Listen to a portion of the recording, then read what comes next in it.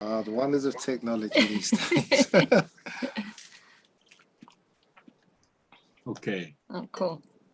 Here we are. So no crosstalk here and there. Perfect. So guys, thank you for being here. Almira and George are some of our second generation students from the ExpansivArt live training. We didn't know each other before that. And I just had the pleasure of meeting you guys the last time I was over there in the UK. We had a ceremony together with Sarafaki. And Yeah. I haven't, unfortunately, haven't been in one of your sessions, but from what we shared in the training, I know you guys have a long path working with sound, and Yeah. we really also enjoy seeing couples working together, you know, the coming in of yin and yang, of this duality. So thank you for being here. Thank you for your time. Thank you for having us. We're honored. We're honored. Thank you. Thank you, guys. So, well, first of all, we're in Tua, Michelle and I, and we've been doing these live conversations around ceremony and important aspects that have to do with the ceremonial process, with the opening up of consciousness, with the holding together of groups through this, these rituals. And as I mentioned, today is around sound, the importance of sound in ritual and the importance of sound to get to that state of rituality. And you guys have been working in this for a long time. So present yourselves first. Okay, do you want to go first? No, you can go first. Okay, so my name's George. So Almira and I are based in London. We're in our wonderful backyard and we've got some sun today, so that's worked out perfectly.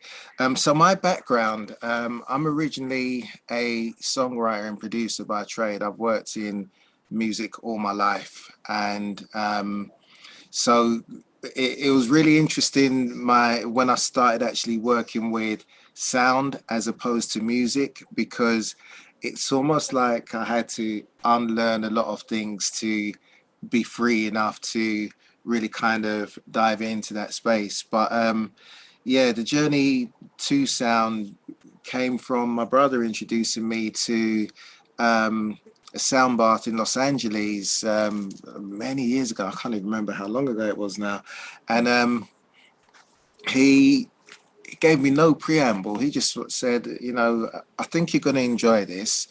He didn't really tell me what it was, and we went there. It's in this place in West Hollywood. We're lying down on some mats, and the person hosting the sound bath played the first bowl, and from that very second there, I didn't even know what happened to me. I was like, wow, like my whole body was vibrating, and I was lying there and then my mind just went to different places over the course of the sound bath.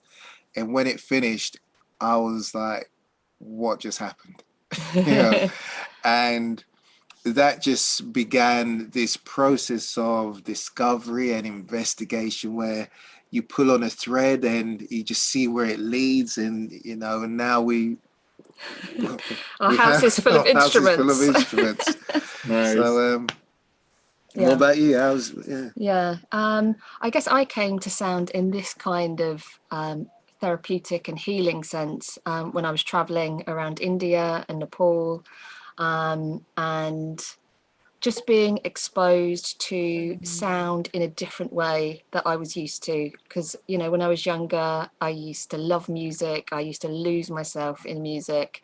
It was somewhere for me to go and just feel what I was feeling.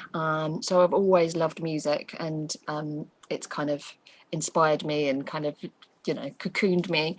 And then being exposed to mantra and sound in Nepal, especially, it was just, you know, a whole nother experience that opened so much of my spiritual journey, and it kind of, you know, accompanied me on a lot of work. And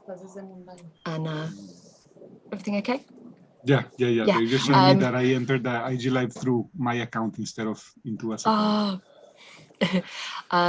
But it's good. That's good. Yeah. And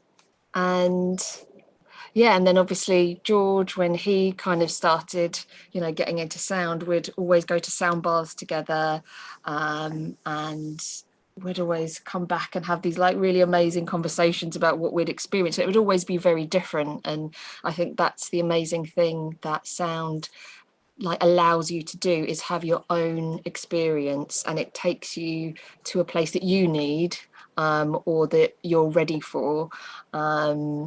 And yeah, then the instruments started to get collected. And we went on many trainings, and just when you start learning about sound and the math and the science, as well as kind of listening to your own intuition with sound, that it just blows your mind. And as George said, it's like pulling on a thread, and going down a rabbit hole. So yes, here we are, going down the rabbit hole. You said it well. It's impressive because there's so many theories about sound, and then there's also for me a lot of pseudoscience that just comes up and is based on things that are not really related to sound itself. No math that has no fundamentals, or perceptual perceptions around different types of sound and how they react on the body. Wow, there's a lot of stuff there, and it's really fun. For me, it was the same thing. I always used to love music. I started first through normal music, producing normal music, same as you, and then at one point I started first through indigenous pre-Hispanic sounds, through like drums and whistles and ocarinas and shakers and this kind of stuff in rituals. But the first time I heard especially when I first heard a singing voice that was not like the typical singing voice in a ceremony through a shaman singing, and then I was aware of all the rest of the sounds and how the rest of the sounds, even though they were not maybe consciously done or performed, they played a very important role in creating this sense of being here and the sound traveling through my body. So then it went the other side, discovering how you guys said how sound affected my life experience and my consciousness state. So it was kind of like a bi-directional thing, like being on an altered consciousness state, and how sound affected everything, the perception, the emotion, the rational process, everything. And then having an experience, just as you said, in a sound bath, of how sound directed me into a different state of consciousness. So it kind of like, it's beautiful how it goes into both ways. And right now our house, well, it has a big cloth right now, but on the back there's also like a big stand of instruments that we've slowly collected over the years and around the world and stuff. Yeah. It's something that's a whole nother conversation. Building that collection of instruments, and storing the collection, and then transporting the collection to keeping it tidy, and now keeping it away from the baby, or close to the baby sometimes, and then away. Yeah. Guys. So what was your first, let's say, ceremonial experience like that, even if it wasn't sound related? What's the first, when was it? Well, are you talking as in us hosting, or just experiencing it? Experiencing, maybe whatever kind of ceremony, ritual, or process where you went through something. Even it may be with sound or not directly with sound. So with me, because I've always made music, like I've always found it something that allows me to transcend whatever space or mood I'm in a moment, and arrive at somewhere different. That's the whole reason why I love creating and making music, because you go into the studio, every day is different. But the first kind of real, well, maybe not the first one, maybe the one that stood out most for me was we went to a sound bath together in an area of London called Battersea, and in this really beautiful little yoga studio. And it was hosted by this guy who specializes in gongs. And we arrived, we settled into the space. He gave a little bit of a preamble, and then he started playing the gongs. And I went to places that I didn't even know were possible, and it was quite hallucinogenic in that I was lying there with my eyes closed, and I was on this soundbath. I was determined to actively listen to the sounds as opposed to let them kind of drift me off into some kind of sleep. So I was really actively listening, and then it went from this point where I was in a conscious process of listening to this point where I was seeing things like really vividly, visually in my head. And like the only way I can really describe it is where when on OTV sets where they weren't tuned into a station, they'd have the static. It would be static like that, and then it will transform into different people's faces, and they'll come, and then it's almost like they were speaking with me, and then they'll disappear, and then another face will come.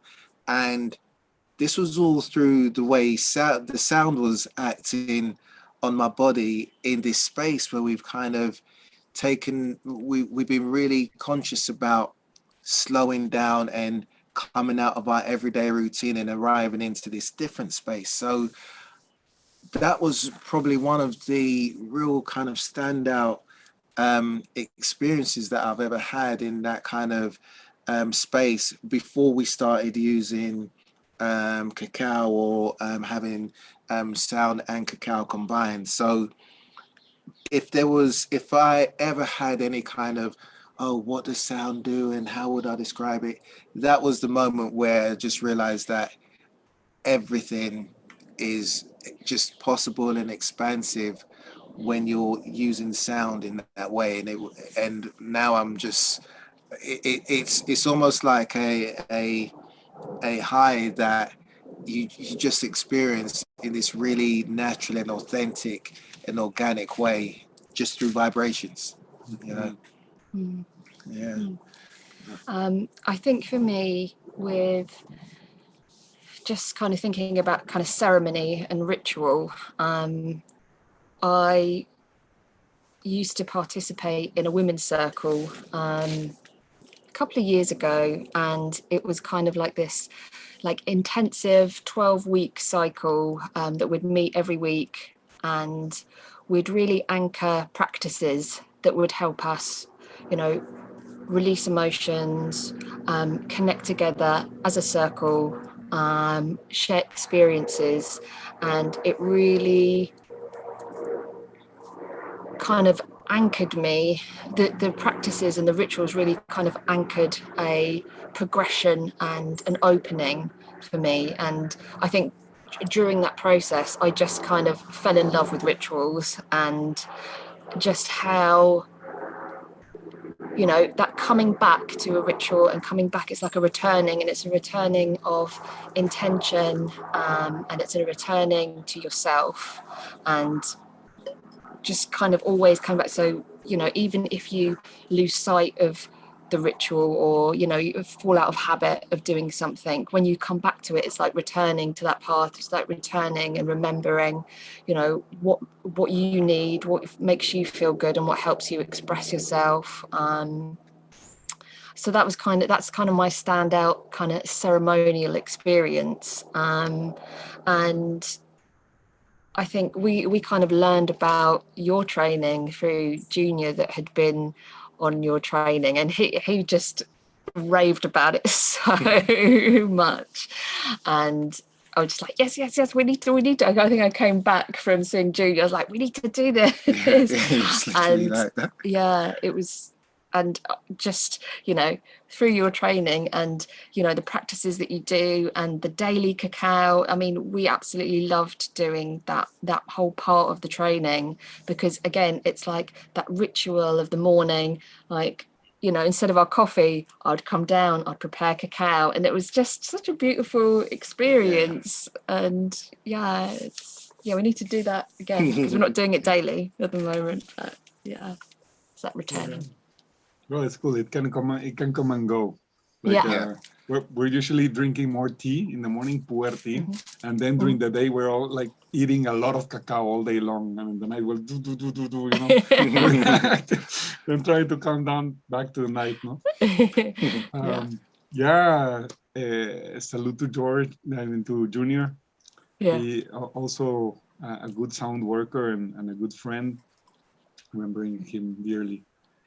Yeah. And very interesting how each one of you, you know, approached ritual ceremony from a different side, but at the same time, it's the same basis. I think you both mentioned it about intention and this kind of equation that comes, I think, well, supposedly, historically, it comes from the Bompo, or they're the first ones who put it in this way, like intention plus attention equals creation. No? Yeah. So the intentional and conscious use of sound to achieve different mind states and to kind of like create magic in a way, to move energy in a conscious way. And that's, for me, that's the most important thing, because there's obviously a lot of theory around sound therapy. And I don't know you guys, but I've been with like 4 or 5 different teachers, and sometimes they contradict themselves in many things. Like, no, the head should be this way, and then the sound should carry this way, and then and everyone has their own thing. And some things do obviously come together because they're very basic, but I think some of the things that we talk about also in the let's say like medicinal or shamanic culture, there are things in Spanish we say fondo and forma. In English it would be like the form and the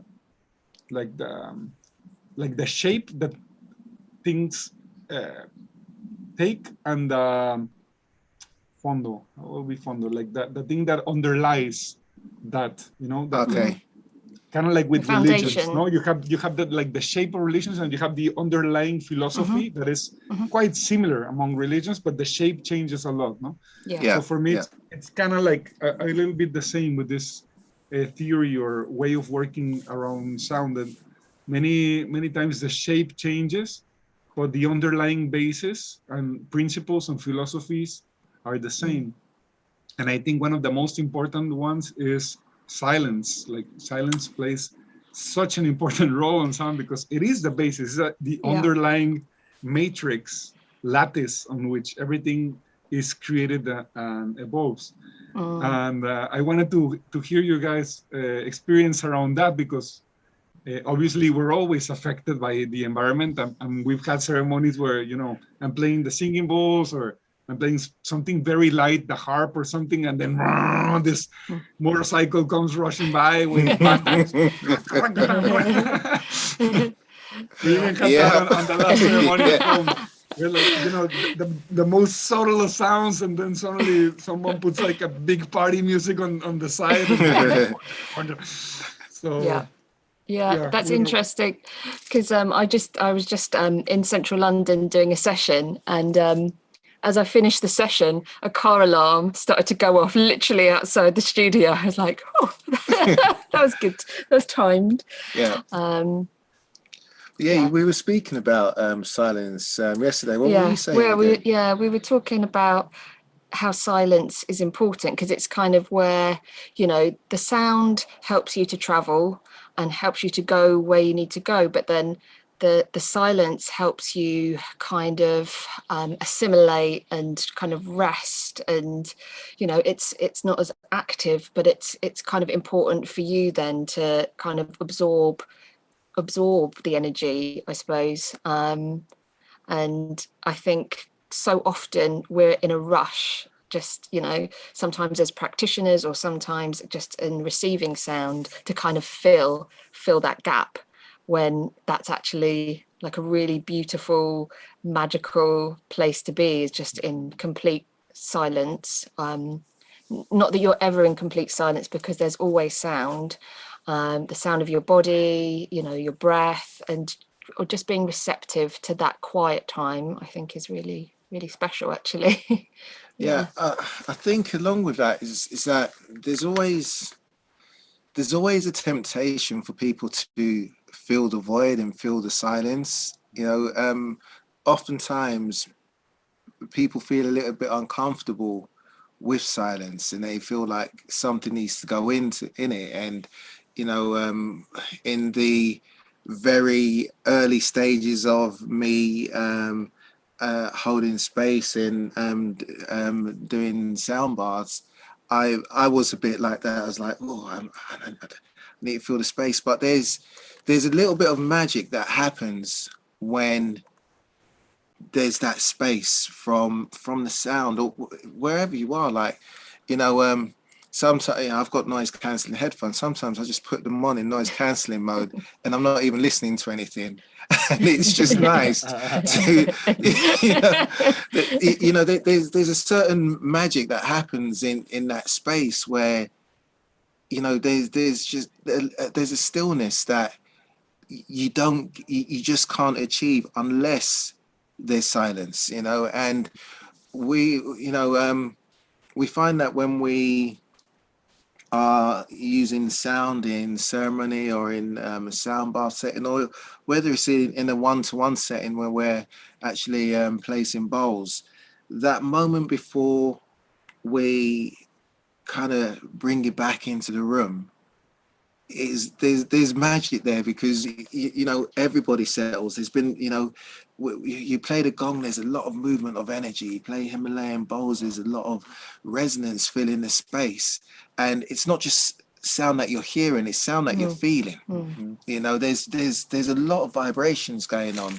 So at the end of it, to just exhale and just have that space and just settle, as someone who's been playing the gong in the session, and for people who have been receiving the gong in the session, I think it's really important to just, as you've said, just allow you to assimilate what just happened, and, you know, just, you know, process it a bit before you come out of that space, before your brainwaves start speeding up again, and then you go back into your normal life. It's almost like that. They say the darkest hours before the dawn. And it's like that with the sound. Just like you've played this space, now let's return. You know, I think it's massively important. It plays such a big role. Yeah, and I think they portray it very well in Vedic philosophy, like on the Nada Yoga path, like this moment of para. No? Well, it's the end of not the end, the intention where we're trying to reach is that state of nothingness, of silence, where there is no real silence, but you are in the silence that contains everything.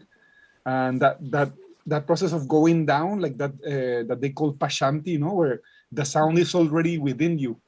So it's not, maybe the sound is not on the exterior, but the sound keeps resonating within you. So even if there appears to be no sound, there's still something like a vibrational consciousness within that is still sounding to whatever the last frequency was, or a compilation of frequencies that have been working during the session. So it's funny because para in Spanish is like stop, no? And in the Vedic philosophy, para is like this state of unity achieved through sound, you know, where everything is in this void of containment of everything that is. No? But it's very important because it's also like stop. And I think like a facilitator just being silent and allowing the silence to speak, very important. We've learned that a lot, especially while facilitating more like mushroom ceremonies, the importance of silence, because in silence there's a lot of information. And I think that's kind of like maybe the most important differentiation between working with music and working with like sound therapy, that music is like the louder, the better. And sound is like the subtler you can hear and perceive and move, the better. You know, so it's kind of like it goes one place to wow, another time like everything in your body shaking with this, you know, movement of energy, which can also be done in sound therapy in certain intentions. But over here, it's like the more subtle we can become with sound, and you know, perceive the because there are many frequencies and many they say, like I forgot the name in English, but when you're playing something and there's like this slight movements, like transitions between sound and things that I forgot the name, but kind of like the headroom. We use this term in audio, no? Like the headroom kind of increases. So your perception of all the intensities of volume become very clear. So the small differences become even bigger differences. So there's a lot of information to gather. And in that mind state, like people are very aware of everything you're doing. Like in a concert, sometimes someone can do something like completely off, and people won't even, you know, sometimes they won't even be aware that someone went off, no, because there's so much that our ears are already saturated with so much sound, you know, that even the ear becomes to compress and protect itself, whilst on the other side it starts to open and become even more and more aware of everything that is going on, all the subtleties of sound. It's an interesting one, because one of the practices I learned years ago as a kind of mindful practice was to listen to sounds, and you first start listening to the sounds that you can hear closest to you, and then as you progress you go to the furthest sound that you can perceive, and you suddenly become aware of such subtle sounds all of a sudden. You know, like you're in a room and then you hear the sound that the light bulb is making while it's on, you know, and before you're not even aware or perceiving it. But it's that thing when you slow down and you're actively listening, not to loud sounds, but to just things that are in the environment. And that's one of the things that we always encourage during our sessions, is to be aware of, you know, all the sounds, whether they're loud or soft, whether they're above or below you, whether they're you know, whether they're incidental or not. They're all part of your experience in this moment. So welcome them all in, and you know, listen to them. And then in that, going back to that thing of the silence, in that silence you just suddenly hear so much as well. She said it's never really silent.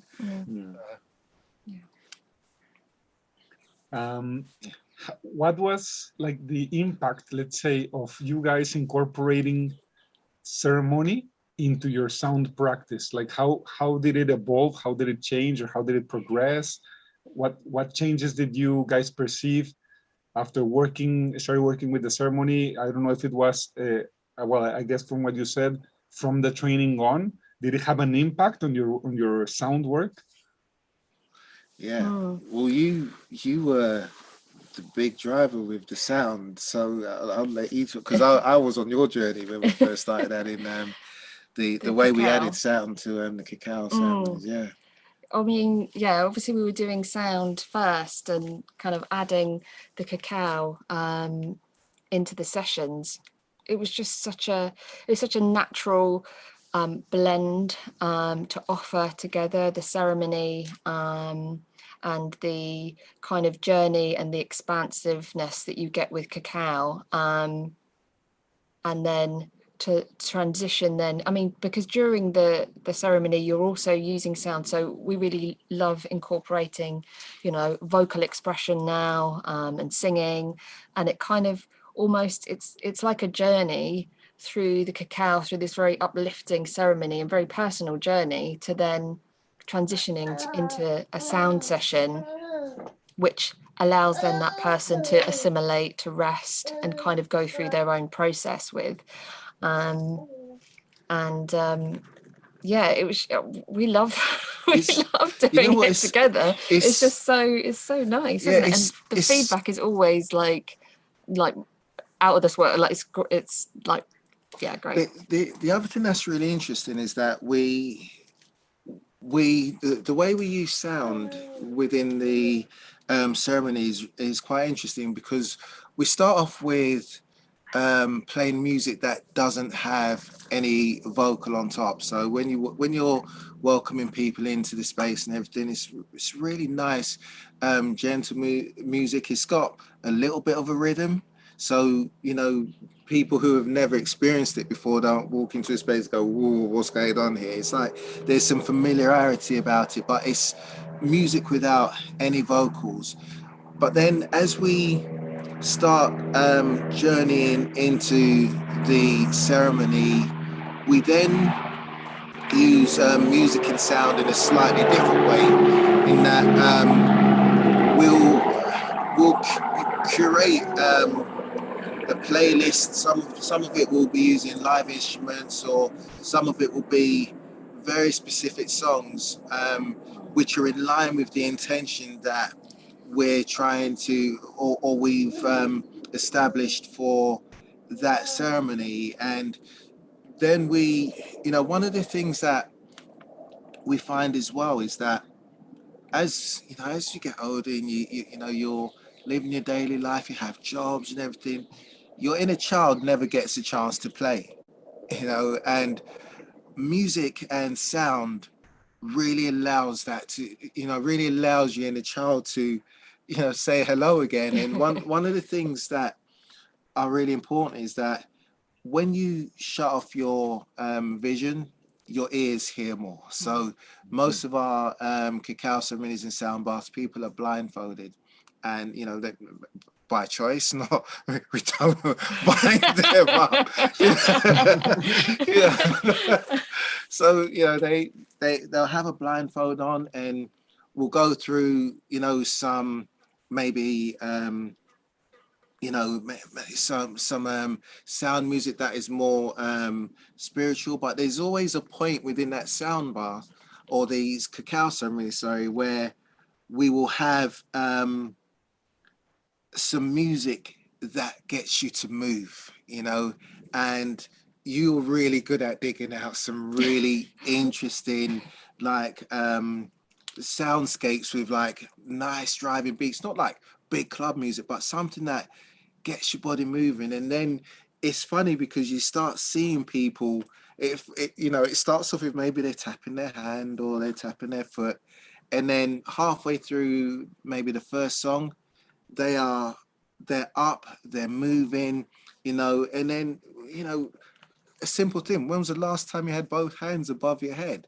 Most people spend their days on computers, down looking at their phones, and you start seeing people moving and really expressing in the way they probably haven't done for years. And then once we've kind of gone on that journey, like we've taken them up, the cacao's in the system and they're really experiencing it, and then we bring them back down. We then go into the voice, we then go into the sounds that we're making, and then we eventually have them lying down and then experiencing the sound instruments. And it's the sound is such a powerful part of the process, to the point where I can't imagine being able to do it without. It's so integral to the experience that trying to even picture it without it being there, just it's like it's too important to not be a part of it. Yeah, it's the background that sustains everything. Yeah, for me that's like everything I imagine around ceremony is like you say, curation of sound. May it be through a playlist for the part that we're dancing, or may it be for the songs we're selecting, or may it be the specific sounds that are between songs or before the songs or after, And it's very funny because I mean, when I did the ceremony with you guys, when I do it all by myself, it's only work around music. But with Michelle, Well, that time with Sarah also is around movement. Michelle is a little more softer movement than Sarah, more fluid, no?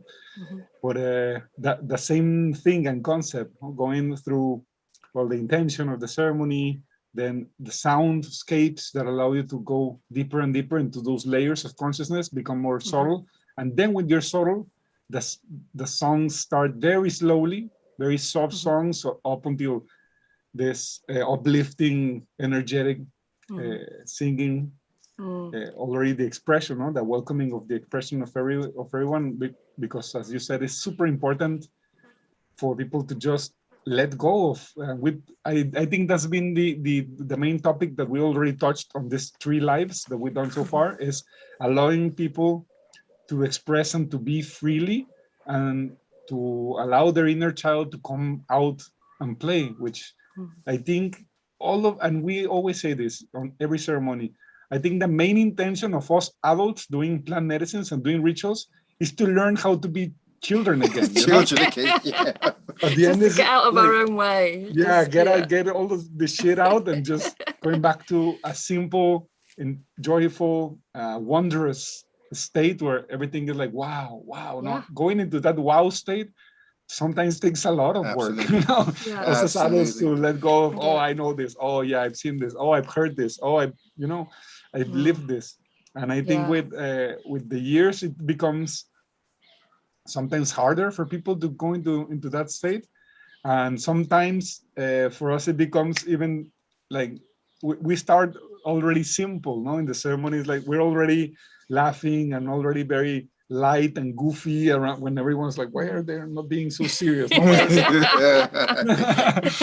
yeah. It kind of take some time to break that mold. And for some people, it sometimes needs like big impact of sound to shake it off. And sometimes people just need a lot of care and tender and very subtle sounds. So it's also that balance within the group, where sometimes you need something quite dissimilar, like contrasting, for some people to receive this and some people to receive this. Whilst when you're in one-on-one, you're doing something specifically for that person. Whereas where you're in a group session, you're gonna have to tend to a little bit of the needs of everyone. We had an interesting scenario during one of our sessions, and George mentioned earlier about kind of, we invite everyone to wear a blindfold for the experience, to really kind of tune into their own experience. And we had someone that was like, no, don't want a blindfold, kept their eyes open, sat up during the whole session.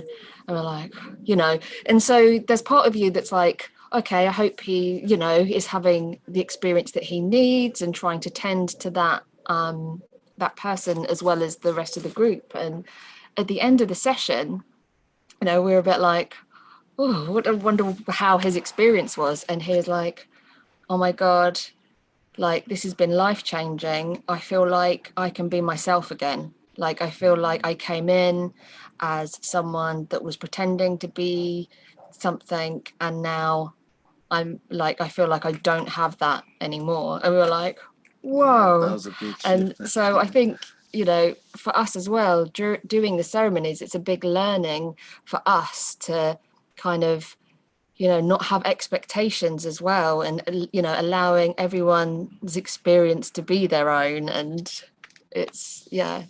I was thinking exactly about that expectation and our perception of what others people's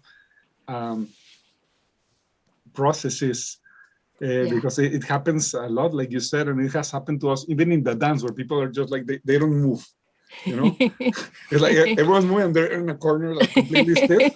But then afterwards, like, wow, I was having such a trip inside, and there was like so much movement inside of me, and outside there's nothing going on.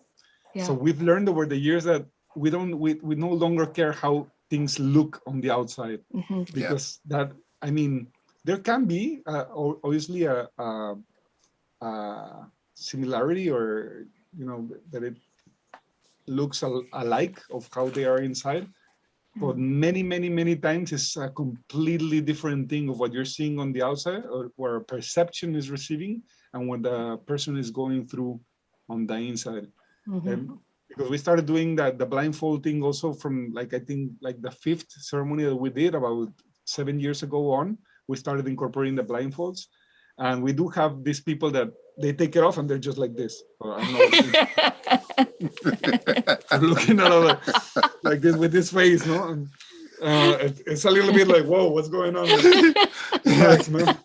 But then at the end, it's like, wow, I was so impressed looking at you guys, and I just felt so much love. And it's like, okay, yeah, you know. So you start to, maybe it's what I'm seeing is what I'm maybe afraid of a facilitator, of receiving, receiving judgment, or receiving, any kind of like denying of my work. So I think that's a very important thing as a facilitator, to not be in a state of receiving people's reactions as personal, or already trying to put a name, or put them in a box of, oh, they're looking like this because they're feeling this or perceiving this. Yeah. Yes, that has been a big lesson. Yeah, absolutely, totally. So there's a topic that I don't know if it's good or not to touch. We also have a little bit of time, but if you would like to touch upon it, is how do I put it into words? It's a little bit complicated. Like the ideas that are now on modern web around sound, specifically, like choosing specific frequencies that work for everyone, instead of listening to that person's body. How do I say, like equation versus intuition, kind of. I would put it, no? Because there's like, oh, you have to use these frequencies because these frequencies heal, no? As whereas, listen and be very perceptive to what's going on, and then choose what you're working with. I don't know if that makes sense. We were literally talking about that a bit yesterday as well. It's interesting because what I'm learning and what I'm seeing through the amount of ceremonies and sound bars and private sessions that we're doing is that you have to be intuitive. There's not a one size fits all approach to this.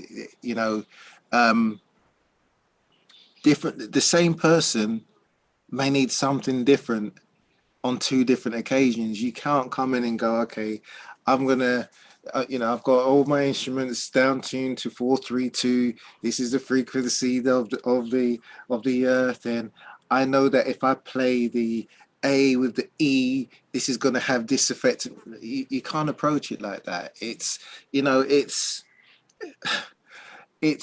such a, it's almost like, it's going to sound really weird what I'm about to say, but it's almost like jazz with sound. You have to be in the moment. The whole thing about using sound in this way and working with sound in this way is that you have to be in the moment. Whatever you may have thought is what's needed. You need to go in there as a blank piece of paper, and then create in that moment. So the most healing comes with a person when they are relaxed enough to receive it. And so you cannot go in with this cookie cutter approach and say, okay, this is how we're going to do it, and this is what works for that person, so it's got to work for you too. It's not and I think when we were talking yesterday, there's like an equation which is frequency and intention. So part of it is the frequency and what that person is open to, and then part of it is their intention, is your intention, and them I think if you had a range of people, you would not find that there was one frequency that worked for everybody. And I think it's important that, especially as a facilitator, you're kind of, aware of that and conscious of that when you're working with somebody one-on-one. Because, definitely our experience, it's not one thing works for everyone. Absolutely. That it reminds me of a couple of things. So I remember a few weeks ago I was in I was hosting a sound bath, and I'd used a gong that I hadn't used in this space before. It was quite a large gong, and when I took it into the space, I was like, actually, I think it might be too big for this space. And as I was playing it, I found that the energy in the room was quite different when I was playing it. There's where with some of the smaller gongs, people end up being quite relaxed and sedate. People seem quite active in this sound bath, and the feedback afterwards was like, that was a really deep gong. It was really moving me in ways that I hadn't expected and so on. But it wasn't, it felt like, you need to kind of really be conscious of how the sounds are affecting the room. And sometimes, you may not get it totally right. And for me, in that moment, I felt actually this gong in this space, they don't quite gel. And whereas it works beautifully in a different room, this space isn't. So you can't just take the one approach and think this frequency, this sound, this gong, this volume is going to be the right thing every time. It isn't. And then the other thing that I'm trying to remember, I might have lost my train of thought slightly. It was to do with it's to do with brain states. And ultimately, when you're facilitating sound and ceremony, people's brain states are changing. They're coming out of this space where their brain is firing on beta, and then it slows down and drops into alpha, and then it starts accessing the other deeper frequencies where some quite magical things can happen. But it's the process of dropping them down from beta, which might be different from person to person.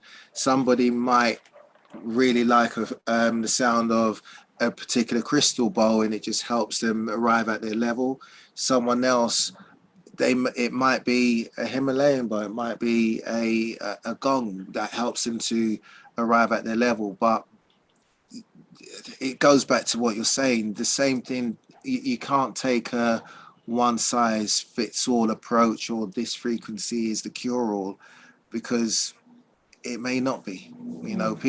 Everybody's an individual, and everyone receives and experiences sound differently. So this is something that we're quite mindful of when we're playing. Great. I love what you share, because there is a lot of information right now on the web, and for me it's mostly misinformation around central tonal tunings, around specific frequencies. And I always put the same example, and you said it beautifully. In a room, each room, because of its dimensions, because of its materials, will resonate different, will have different standing frequencies, which are frequencies that vibrate for longer, will have different reverberations. And I said, just like a room, our body, all of our bodies are completely different. So my body will not resonate the same as yours. And we're only starting on the mechanical, vibrational side of it. But what about your history around certain sounds that may have affected you during birth, during the raising of you as a child, as your culture, how your ear has developed over the time, how you assimilate, let's say, different sounds to your history or to different emotional states. So it's like every person is a completely uncharted territory that approaching, like you said, very mindfully with the intention, but with a lot of attention of what's going on in that reciprocity of sharing the space. Yeah. So speaking about sharing the space, we still have a few minutes left. Would you like to share some sound?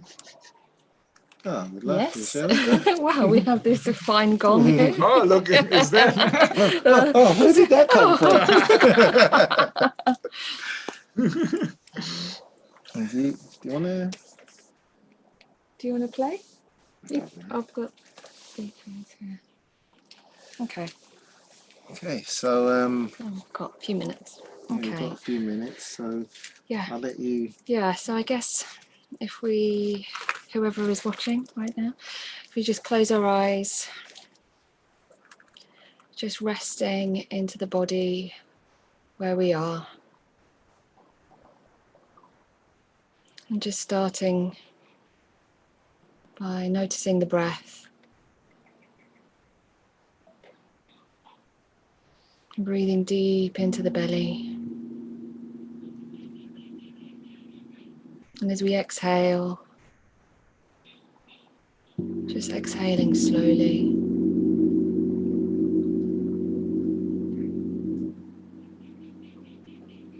And starting to notice all the sounds that you can hear.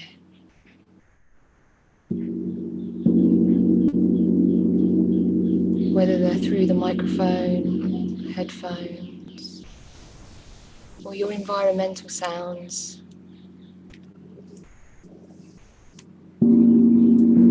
Just noticing them without judgment, without lingering. Just allowing them to be part of this present moment, of this experience.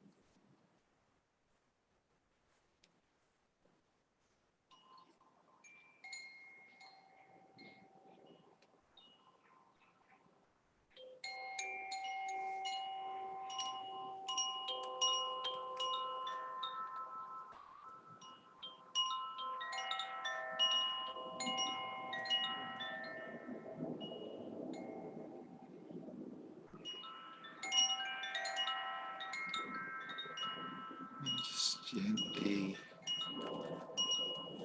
becoming aware of yourself in your space. Becoming aware of your breathing. Feeling the rise and fall of your chest, the expansion of your body on your inhales, contraction on your exhales. Taking a nice deep breath here. As you exhale, letting it go with a smile on your face.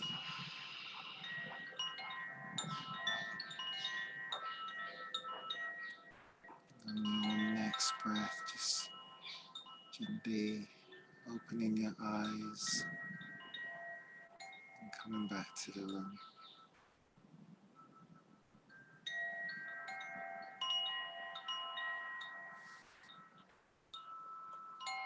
Thank you.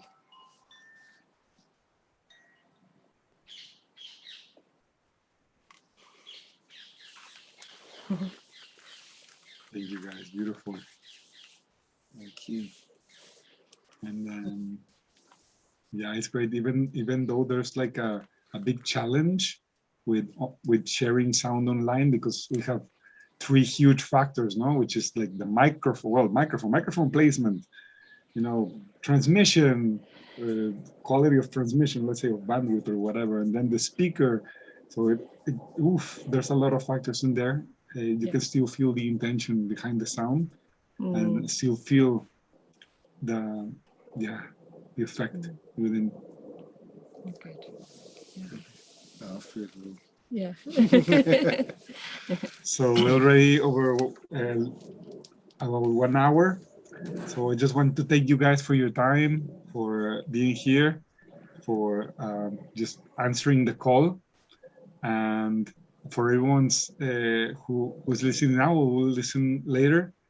Just to let you know that we once again have a live training coming up from the 15th of August to the 3rd of October, which, by the way, you guys are totally welcome to do again. We always open to past alumni to join. There's always new things coming up, and we always try to refresh a little bit the material and the ceremonial processes and everything. I think with you guys, we didn't have it as the 7 directions. Each ceremony, I don't remember. Right now we're doing it as that. Like each ceremony is one direction, so working with one body body of perception. So yeah, it's interesting. Yeah. And we always like for us it's always nice to have more people, because the intention propagates. And it will be also very nice at one point if you guys want to share also a sound bath during the training. That would be amazing. Yeah. So yeah, and you guys already took it, what was it, like a year and a half ago, I think? So it was, oh my gosh, that's gone so quickly, hasn't it? Wow. It's those COVID years. Just like everything just disappeared during that period. Yeah. Well, it was great having you guys. Thank you so much for inviting us. Yeah, can you share your social media or your handles? Yeah, so we are the _sound_shift, and our website is thesoundshift.co.